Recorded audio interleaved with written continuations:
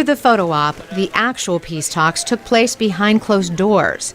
But outside the White House, amateur actors, with farce in mind, offered a parody of the talks. We would truly appreciate it if Israel would maybe consider stop building so many settlements.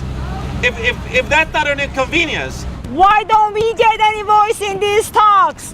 Why are we shut out, ignored, and vilified? If people of Gaza would stop interrupting, we could make some serious progress. But parody aside, the Palestinian militant group Hamas, which rules Gaza, denounced the peace talks. Before they began, 4 Israelis were killed in attacks in the West Bank. Hamas claimed responsibility. Robert Deneen of the Council on Foreign Relations says Hamas has a choice to make. Does it want to be part of the Palestinian polity, or doesn't it? You can't be a member of a government, be a political party, and at the same time retain your own independent militia. It was the first time in nearly 2 years that Israeli and Palestinian leaders have met to talk peace.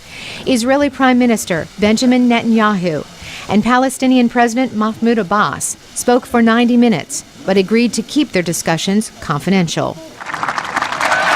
The peace effort is not new. A long line of American presidents have brought the two sides together with no lasting success.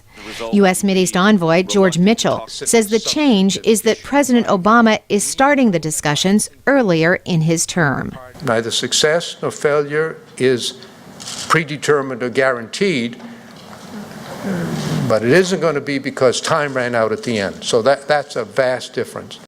Others think the perennial meetings have led to peace fatigue for Israelis.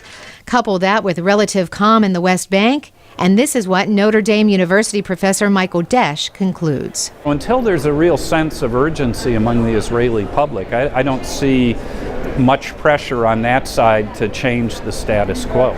A sign of change could come soon when Mr. Netanyahu must decide whether to extend a moratorium on settlements in the West Bank. Ian Lustig is from the University of Pennsylvania.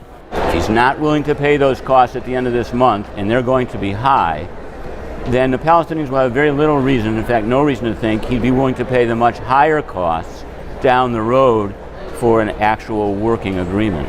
The two sides agreed to meet every 2 weeks over the next year, hoping to build a momentum toward peace. The next round is September 14th in Egypt. Carolyn Pursuti, VOA News.